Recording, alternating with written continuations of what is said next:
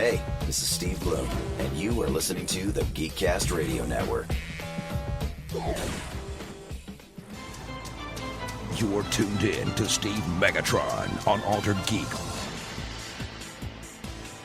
Hello and welcome to Altered Geek. I'm your host, Steve Megatron Phillips. Today, I'd like to welcome to the program Peter Westwood, creative producer of the YouTube show called Poppin Off, producer of a Microsoft Mixer series called Stream Collider, TedX Speaker, and pop culture fan. Welcome, Peter. Dude, welcome to me. Dude, thank you so much for having me. I appreciate it, Steve. Yeah, no problem. Thank you for joining me. So, I've noticed that you're very creativity driven between all the various things that you have, and very positivity driven. So what drives you in your creativity? Oh, dude, I think, ultimately what drives me right now in my creativity is the idea that I relate a lot of things back to Robin Williams, the idea that something that I'm working on can alter one person. I guess alter is like the fun word to use tonight. To alter the one person's kind of view towards life in general. Like everything that I try to create is I say edutainment. I want you to learn something that you did not. I want you to learn something new, feel something new that you didn't get 30 to 60 minutes beforehand. Yeah, I totally get that. That's it seems like there's a lot of things that are just basic commentary, but a lot less covering things that you're kind of learning at the same time.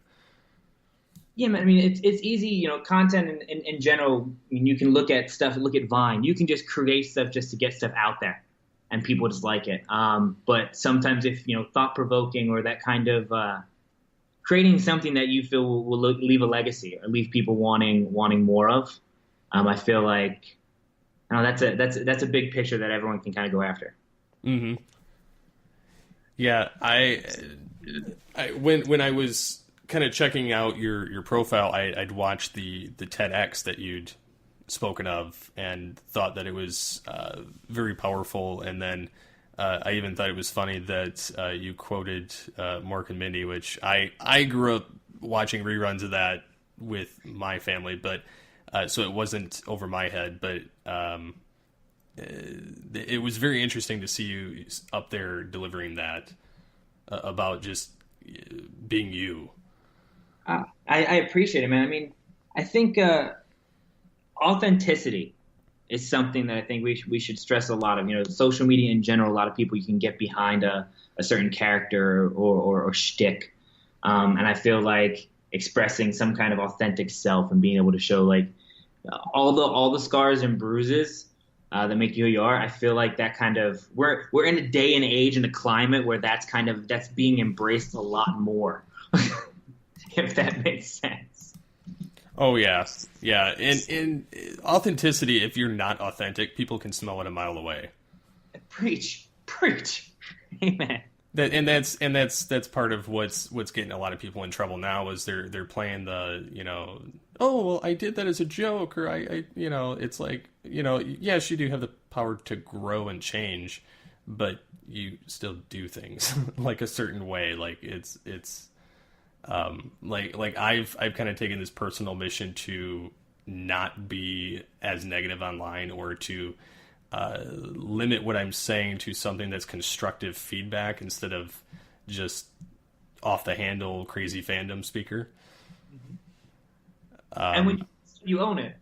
Yeah, and that's the important thing is a lot of people just don't do that.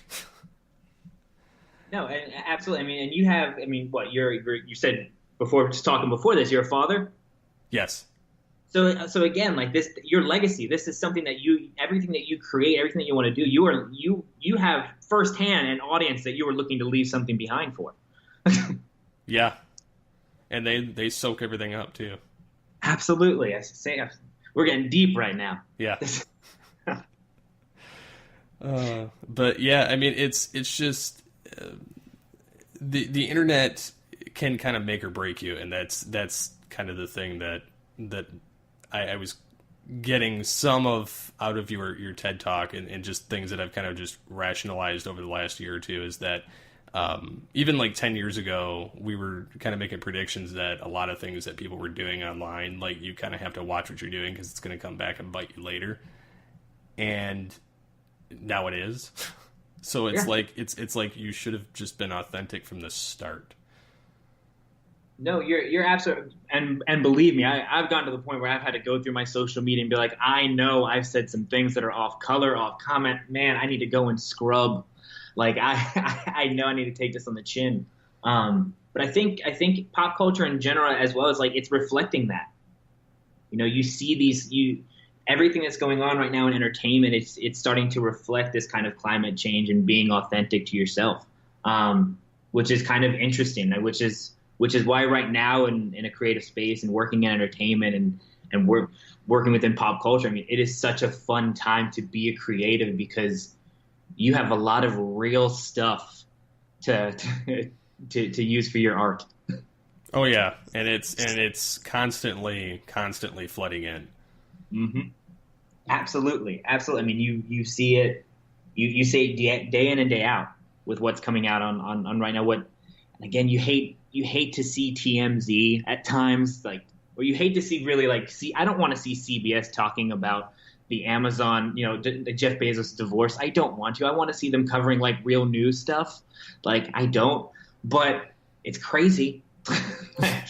you see this stuff being reflected all the time in this mainstream media, and yeah, man. Sorry, getting on it. I got on a rant on that one. Oh no, it's not we like rants on the show, but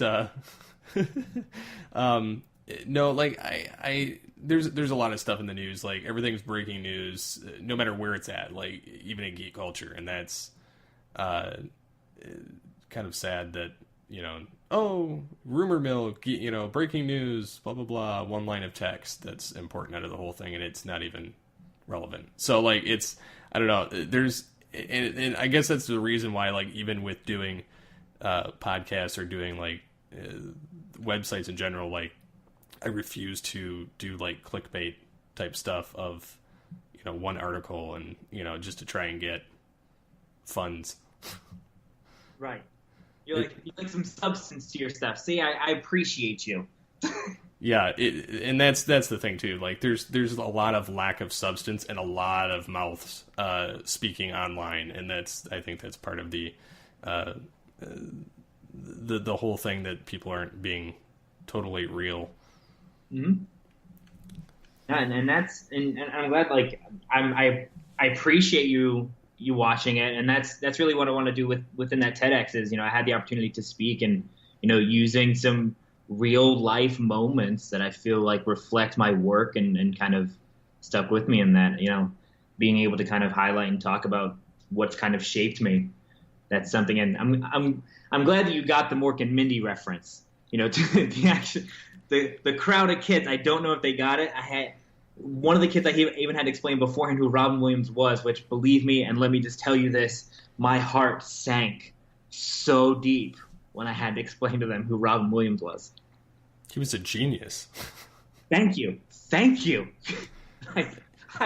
My only thing was like, okay, the genie in Aladdin? Oh yeah, like Will Smith? I said, no, not that genie. The original genie in Aladdin. It's like Robin Williams. Dude, you realize like how disconnected I felt from a younger generation hearing that?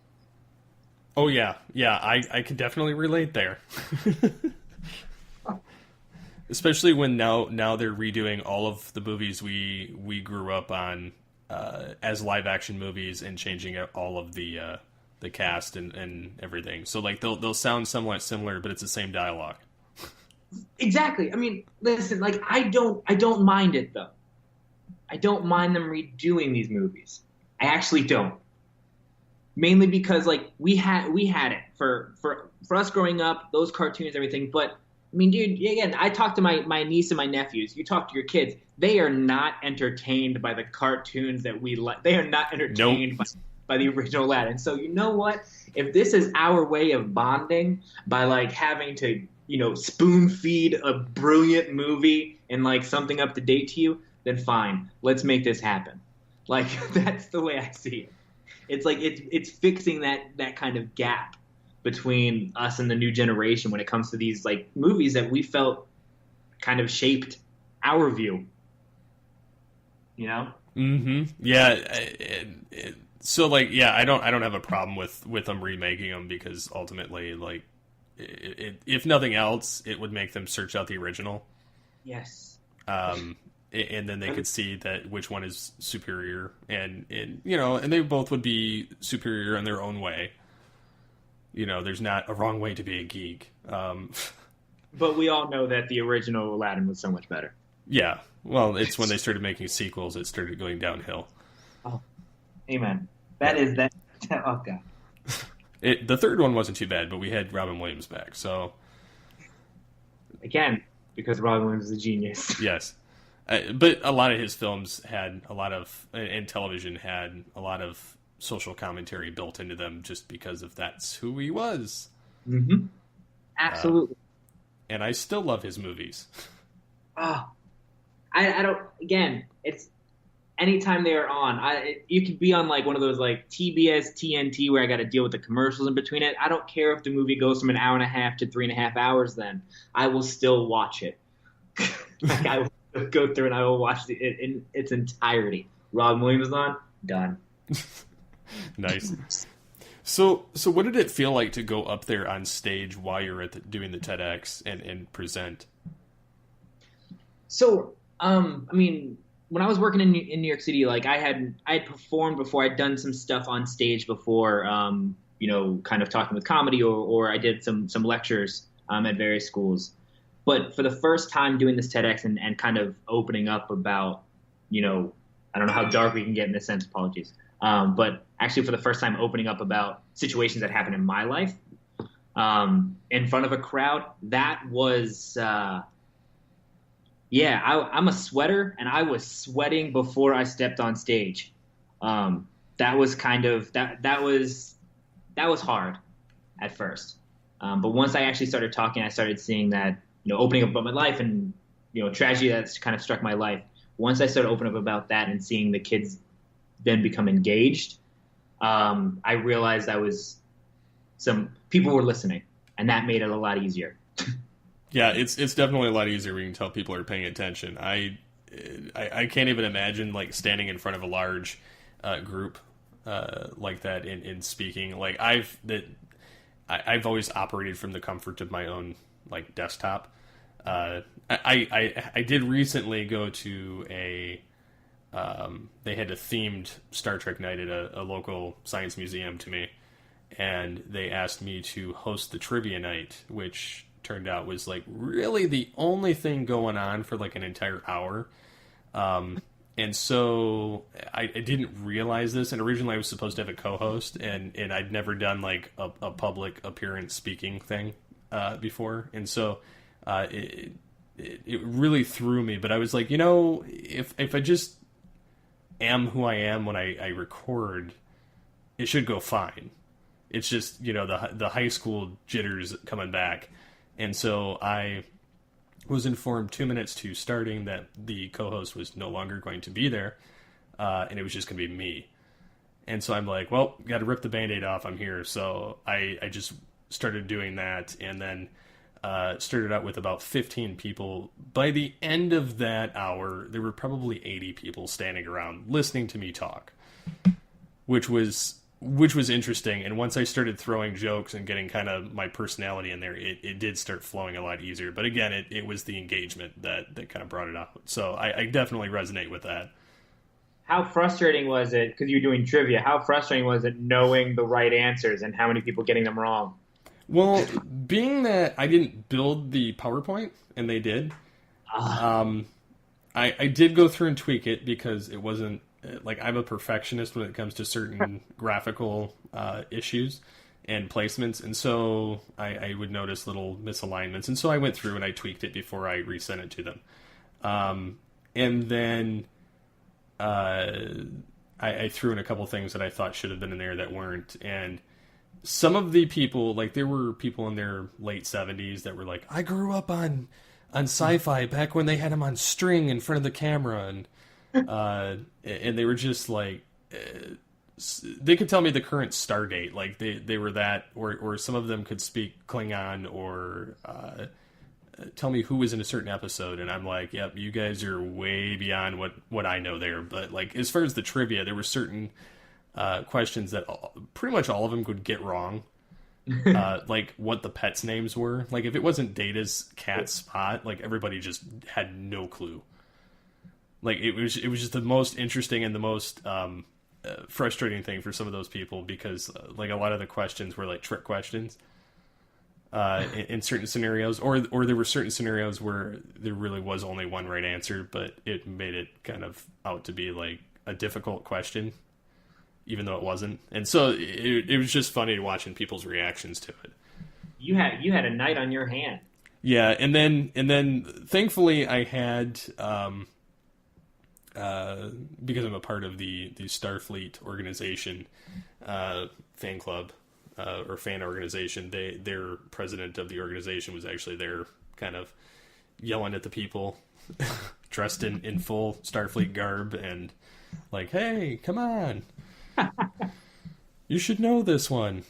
You know, it was very entertaining. So like if I would have been able to, like, I did record some of the stuff via audio, but if I would have thought about it and done it like a live stream video, it would have been quite hilarious to watch some of the people, especially the ones that had been heavily intoxicated, yelling out the answers so everybody would get them. Of course. Have you? I mean, now I'm asking you questions. I mean, have you ever been to like one of the major cons, like in New York Comic Con or San Diego Comic Con? No, I have not. It's always been something that I've been interested in, but it's a monetary thing. So I've been to a couple of different size ones. I've been to like Transformers conventions, one in Canada, one in Chicago. I've been to a couple of Grand Rapids Comic Cons in Michigan, and might be possibly going to C2E2. So gotta get you and the family all dressed up to a Comic Con. Yep. And that's it. I mean, that's the only way to go. Yeah, I'm waiting for my Starfleet uniform. That's it. Get it. I don't even know your children's ages, but get it for the little ones. Everybody dressed up, full Starfleet. Let's go. Yeah. So what is one of your favorite like pop culture properties that you enjoy, whether it's TV, film, or games, or just whatever in that realm? Oh man, I mean, I guess it's between. I'm a huge Marvel fan. I love the Marvel franchise. I love the movies in that sense. TV as well, and then yeah, man, I've been getting into esports a lot. I've had a couple friends that own some esports teams. They're from not the Overwatch League yet; they're not in it, but they had a few leagues for PUBG Mobile and everything. So it ranges. I work in TV, so I'm always trying to stay in the know within pop culture and what I can what society is kind of going with and getting kind of flowing with. So I'm always trying to stay in the know with that. But yeah, I want to say movies and TV strongly, but I can't put down a controller. Yeah, I have that problem in my downtime when I'm not recording podcasts and I'm at my PC. I have an Xbox 360 controller and a game going, and I will play for hours. That's it, man. I was like my downtime. If that's the case, I will have Rick and Morty playing on repeat while simultaneously murking people on Overwatch. That is my ideal evening, to be honest. Nice. Yeah, I typically have, because I have a dual monitor setup, I have one monitor playing like Hulu, just random episodes of stuff, and then I have my other screen playing the games. Perfect. See? That is it. Like that's very it's kind of it's the best way to put it. I don't know if you eat sushi, but like in between sushi rolls you have a little bit of ginger to cleanse your palate. And like to me that is palate cleansing. Like after a day you are done, you're off set, you're done doing whatever it is your job that may be. To me it's like gaming, and that is that outlet. Oh yeah, like, definitely. Some people, they like to go to the driving range, and they like to nah, man, throw me a controller, throw me online, let me go and talk some smack to some people while playing. I don't care if you're 10, I don't care if you're 50. I will put you down. So that is it. But that is like an outlet. Oh yeah, definitely. That's pretty much how I kind of cool off for the day. Like I just I'll watch something just kind of brainlessly, as sound in the background, and every now and again scan over, but like pretty much I can just play on autopilot. So what are some of your favorite, since we're talking games, what are some of your favorite games that you've played over the last couple of years? Like, for instance, myself, I just recently got Steam, so I downloaded Arkham City and Arkham Knight again. Well, I never played Arkham Knight because I didn't have a next-gen console, but those are what I've been playing lately, and I'm getting ready to play, like, Battlefield 5. But, like, what are some games that you've been kind of addicted to? So, it's kind of running the gamut a little bit. I have Madden, because that connects me to a lot of my friends originally from Pennsylvania. So we still play Madden. I still have a Madden league going for the last, 10 years, 12 years, online. So like we've been getting online, having a league. So for the last 12 years, it's been Madden. Then even from that, within the last few years, Destiny, I've been really getting into Destiny. Just the storyline. The storyline to go along with everything, all the updates, I have been lost into space with that. And then as Overwatch has come through, Overwatch to me, it's that competitive nature, and it's just straight up, it's clean and competitive. And so you see the league itself blowing up. I mean, dude, teams are going for now in the second season $40 to $50 million a team. Just that alone it's to see a game that I can just play online in between, like, days on weekends with friends, and to know that like this game also translates to a whole entire professional series and league. It's mind blowing. But I would say that, but between Destiny and Overwatch, and then as Madden's grown, being able to still play that and connect with friends from home, those have been my go-tos. Nice. Yeah, I pretty much do very similar with like the Battlefield series, is because I play the game with my two brothers and my dad and like a whole clan of people, so it's a way that everybody gets to talk smack and at the same time play the game together. Oh, and again, don't get me wrong, I still dive into Battlefield, Fallout. Oh God, I am. If we're going through like games that I've lost my life in, I would say like Skyrim. I'm a huge Game of Thrones fan, and so like Skyrim, I will play Game of Thrones on repeat. Like both of those going together, I lose myself in those worlds. But I've had to step away from those games because I would be like, it has been 14 hours. Why am I still just roaming the woods right now? What is going on? So sorry. Oh no, I've done that in games too. There were points that I would sit there from like 7 o'clock at night until like 3 a.m, and then realize that I've been sitting there that entire time, and got up to get a drink or something, and that's about it. Like it was mind boggling. And like, what have you done? You've increased your bank like $10, and like you got some new armor. Yeah, pretty much. Like, I haven't really gone too far, but can you imagine? I've explored all of this stuff already. It's ridiculous. Yeah, that's your point A to point B. Don't give me an open world right now. Come on. Yeah, I kind of stay away from open world for the most part. I mean, I've played like currently it's Star Trek Online is pretty much my only like quote unquote open world that I do, but that's kind of few and far between. I have to limit myself, otherwise I'll sit there and play for like hours. Well, I mean, dude, they had just speaking of like some gamer stuff too that I just read about. What was it? Star Wars. They were looking for Star Wars. They were going to do a whole entire open world game, and the EA just pulled the plug and just I don't know about the swearing part on this show, just made a whole bunch of people angry because everyone was banking on this Star Wars open world thing, and they just pulled the plug on it, and now everyone's like revolting. That seems to happen with EA a lot.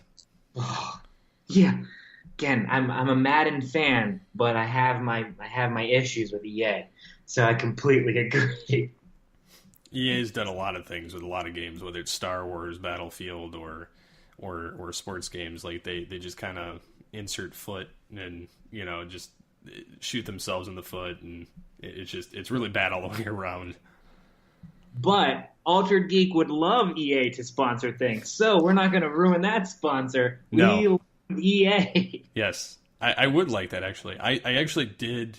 Funny enough, get. When Battlefield 1 was coming out, I was in the alpha. Oh, nice. And then I streamed it because you were allowed to do that. Right. So, I mean, granted, it had your username floating across the screen randomly, but I played the alpha, then I got it in on the beta, then I did the Origin all access like free trial, and then I bought the game. That's it. You were sold. Yeah, I was sold. I was like, these are great. Like, I can finally snipe people unlike Battlefield 4. So it was great. So yeah, I didn't get that luxury with Battlefield 5, but I think that they kind of rotated from the people that they gave that access to the first time around. But yeah, I would love to always get some kind of a sponsorship or early access to games. See, there you go. I saw that as a perfect spot. But we just cut an entire commercial, dude. We just cut an entire little commercial for your first sponsor. Thank you, EA. EA, it's in the game. Oh man, I miss that so much. I don't even think they do that with that guy anymore. Oh god. Yeah, it was only the sports games because I used to play like NHL and they would go like EA Sports, it's in the game. Dude, yeah, man, that guy made his life savings off of all of that. Like, he made so much money off of doing that and just getting his voice licensed. Kudos to him. I know that would be awesome. That's almost as like iconic as like the Mortal Kombat stuff. Finish him. Right? God, imagine if it was the same guy. It would be hilarious if it is. Imagine that. God, what did you do? How'd you make your money? I only said about 6 words. Actually, in my VO career. Yeah, but did like the EA Sports in the game, done like the Mortal Kombat, and then like the Unreal Tournament, headshot. That's it. I made every generation of the next 3 generations can live debt free all over about 15 words that I said. Yeah, pretty much. That's it. Those are always fun words though, because you can use them for anything. Yeah. But see, like that. But that guy has a voice. That guy had a voice. See, you can even do like that voice. I sound like a 14-year-old that smokes 6 packs a day. No one's really wanting to listen. Like everyone listening to my voice right now. I appreciate it. Thank you so much for tuning in. But yeah. Sorry, I like my rants. Oh no, it's fine. My voice has actually changed quite a bit over the years because we've been doing this almost 10 years now on Geekcast Radio. Not this particular show, but just in general. And I think I went from like this or something when I first started talking, and then now I'm like, this is my regular register, but I also do a lot of character voice impressions, which my friends love to make me do. They're like, particularly the co-founder of the network with me is like, dance monkey dance, like he's like, I need you to do this voice for this promo for this podcast, and I'm like, because I actually did one of those earlier, and he's like, I need it by X time, and I'm like, okay, fine. See, that's exciting though. Like, that's still exciting.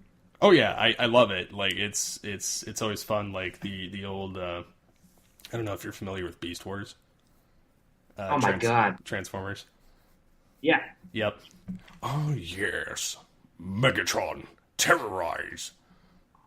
Oh snaps! Okay, damn. Yeah, so that's one of the ones that I do a lot of impersonations for. We've actually talked to the actor, and he was like, "That was really good." Dude, that's awesome. And then I used to like Krang from Ninja Turtles. Sankey, this is Krang. Where the devil is my new body? You know, and so like they, you know, I pulled that one on him on like a random episode, and he just lost it.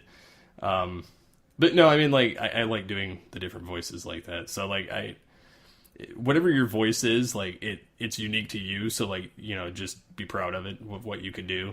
So. Oh, dude, I appreciate that. And dude, your VO though is awesome. Thanks. That's I mean, the Krang was creepy, but like that's I can awesome. I can do Gollum too from Lord of the Rings, which is give me some Schmeagol. The stairs at my process. Holy shit. Stupid habits. Yeah, I have fun doing these voices. Like, it just gets you into trouble when you're, like, caught doing them all arguing with each other. Because I've done that, too. You did the whole Justin Roiland. You just had the entire conversation with yourself? Oh, yeah, I've done that. When I used to work at a car lot, and I used to have arguments with myself in different voices, like, just with how irritated I was throughout the day. So I'd, like, have Megatron conversing with, like, Starscream, or convincing, you know, with Gollum, and... You know, and then I'd randomly walk by a car and then realize the windows rolled down and there's a customer staring at me, and I'm like, oh, gotta go. This bird's gotta fly. Sorry about that. Yeah, it's just wild. But, yeah, so I do a lot of that stuff just for fun. Dude, that's awesome. That is awesome. I'm telling you, that is an icebreaker party trick and a half that I would do every single day. I'm a people watcher, man. And so, like, I would be fascinated by that, seeing that in public.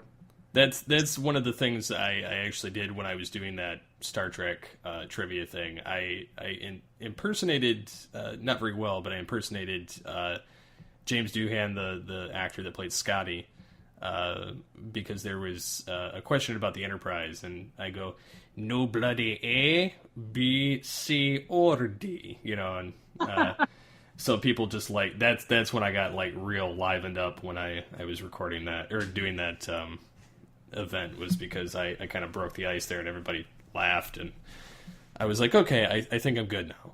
And that's like true to your element, man. Like, that's something that you're good at. That's something that's second nature to you. So you should be doing. I would be doing that every day. That every day. I used to do that, like impersonating people I used to work with, too, which was fun, especially if they had like a deep, gravelly voice like this. There was a guy that talked just like that, and I managed to fool the manager on a phone call, so it was great. That's awesome. But technically, I'm supposed to be interviewing you, so Okay. so what are some projects you have coming up? I noticed that you had the Microsoft Mixer series of Stream Collider, and I've kind of seen that in my feed periodically, just from different people that are attached to it. I didn't even know. I mean, I knew of Mixer, but I didn't know that they actually had series coming out for them now. Yes. So I mean, every week we have my show Poppin Off that we do with Pop Culture Show through the FNTSY network. We do that Tuesdays and Thursdays. I have, episode 2 of Microsoft Mixer's Stream Collider. We are looking to film that in February. Cannot tell you what the episode is. That's okay.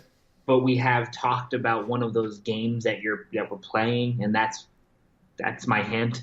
Okay. That's included. One of the games that we've mentioned before. We mentioned a couple games. But one of those games will be in this next episode, which is really exciting. John is a phenomenal host. He's a hilarious dude. The writers and everything behind that team are great. And so the directors. So it's really exciting about that. What else?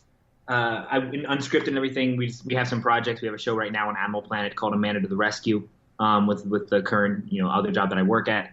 And so yeah, man, I have a couple projects right now in the esports realm that I'm looking to launch in 2019, and then just the circuit, dude. Just kind of running the gamut. The Comic-Cons that are coming up, as well as more stuff that I'm hoping to produce on Mixer. So in that game realm, in that pop culture realm. So looking to launch a few more shows out there. Awesome. Yeah, it's I first I think became aware of Mixer probably 6 months ago. Mm-hmm. And didn't realize that it was actually a nice alternative to like YouTube gaming and Twitch as well. Oh yeah, Mixer, Twitch. I mean, just these avenues in general are really kind of expanding content, which is that's why it is such a great time to be alive and to be a creative. There are so many avenues right now that you can actually get your content out. And that's it. Like if we're kind of tying it all back in, if you have that purpose or that mission to create some good stuff and be able to create that thought-provoking stuff, there are avenues to take that out too. And Mixer is, this show, the Stream Collider show in general is combining art, dude. It's streamers and gamers that are playing, they're making their money playing video games. We never thought growing up playing video, we never thought that was a possibility. No, I mean, we always thought we were the nerd that was sitting in our house, like, playing either co-op or solo, and, like, going, oh, and everybody's telling us, oh, it's a waste of time, you're just playing video games, blah, blah, blah, and now it's not a waste of time, it's actually a skill set. It's an absolute skill set. USC has their own League of Legends, like, college team, and so, this show in general with Mixer is combining that kind of, that streamer with that, again, that influencer, that person that is somehow found a niche to be able to create, and that got a following. It's merging them. Dude, everyone is a nerd, which is so cool. You just have to embrace it. So many people are still like, ugh, and it's weird that it still has that stigma, but it's not, man. If you are liking Marvel, if you're playing video games, like the nerd community is so accepting. Just own it. Totally. Yeah, and you actually mentioned about the esports. Actually, local to me, it's like I think the next county over or something. They're actually going all in for their high school with their athletic department starting an esports division. Brilliant. Yeah, I mean it's crazy because you never would have thought that something like that would have taken place 5, 10, 20 years ago. No. But now that's like one, it's good because it keeps people out of trouble and kind of keeps their interest involved with something that they're passionate about. And then two, like it's hand-eye coordination and just a lot of teamwork, especially if you're playing online. You may not even physically know the person and be exhibiting teamwork. Yeah. I mean, you're absolutely right. And right now, to me, the way I see it like gaming in general too. It's also, it's not just looking at it in a negative way, but it's the immediate win or loss. You will have it in your face. I grew up playing sports as well as playing video games, but growing up playing sports, you had the winner and the loser, but it's not as much anymore. But when it comes to gaming, no, you have a defined winner and you have a defined loser, and it teaches you to really be accountable for that. And these games that are coming out now, when we're having like the professional leagues, the teamwork that is involved, the communication that is involved, it is making gamers grow up and be adult and be a lot older than what they seem. There's a reason why a 16-year-old kid or 17-year-old kid is still getting paid six figures playing video games. They are still a bit older and marketable than they really are. But they also have to kind of have that professionalism. They can't be throwing it out there like just treating everybody like garbage, and so they have to kind of up themselves to I don't know, like higher standards as it were, to be able to exhibit that. You're absolutely right. And to be honest, again, that will still slip. You still see professional athletes having diva moments where they so that will still slip. And again, but esports in general it's still the wild, wild west, it seems. Like, that's the scary part to me. Because, you have Ninja makes, what, $500,000 a month? Something like that. I'd never even heard of him until about, like, a month ago. It's ridiculous. Yeah, but it's still, that's a lot of money to play video games. Yeah, but it's becoming this brand, this marketing tool. And when it comes to the Overwatch League, when the league first started, a friend of mine is a GM for one of the teams there. And when the leagues first started and they started throwing in teams, they were about $20-30 million a team. After this season, the first season alone had them skyrocket to about $35-50 million a team. And they expanded to, I think, 4 new teams within the league. It's ridiculous. There is esports leagues and everything. There is going to be this big boom, but it's still the Wild West. So there's still going to be some, how do I want to put this? Some failing along the way. It's just going to be scary to see how big some of these fails are going to be. Oh yeah, and it's the same thing with the podcasting business. Like it's there's a lot that's still being ironed out, a little bit more so than the esports at this point, but it's still the Wild West, and very few actually fully understand either one of those mediums. They just see the dollar signs. Oh yeah, that's all they look at. But yeah, it'll be interesting to see how it evolves over the next few years. Absolutely. Call of Duty is having a league that's coming out now. Fortnite is putting together an actual professional league.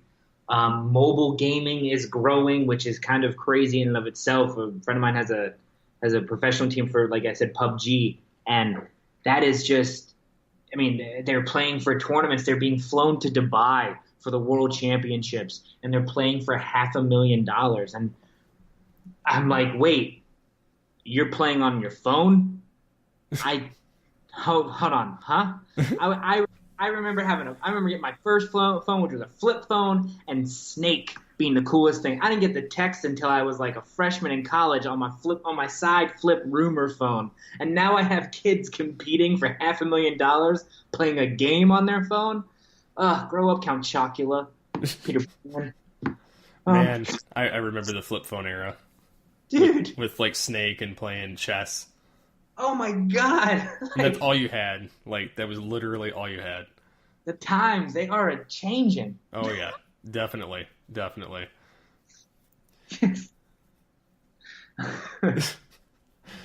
tell you, you're going to have, I mean, if you're cutting this, you're going to have a blast cutting this back and forth. I'm sorry. So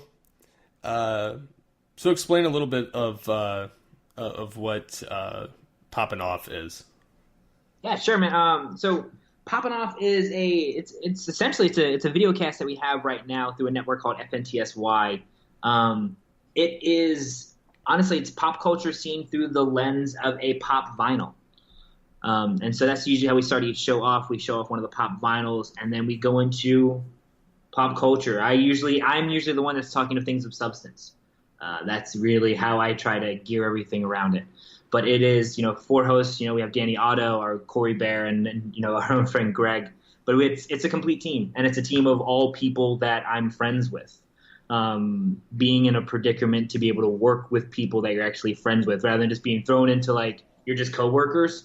Again, just within your network. You're talking about the guy at the network that you're friends with.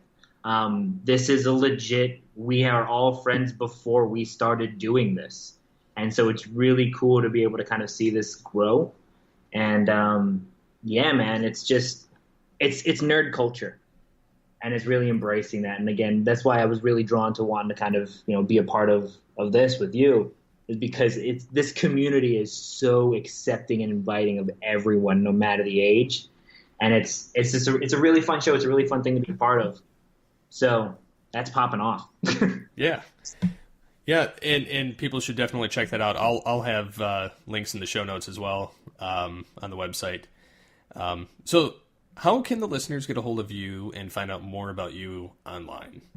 Oh, absolutely. I mean, I am heavy on my Instagram and my Twitter at the Pete Westwood. I know I might sound like I have peanut butter in my mouth. The Pete Westwood. And Facebook's the same. I'm usually all about again, pop culture, thought leading.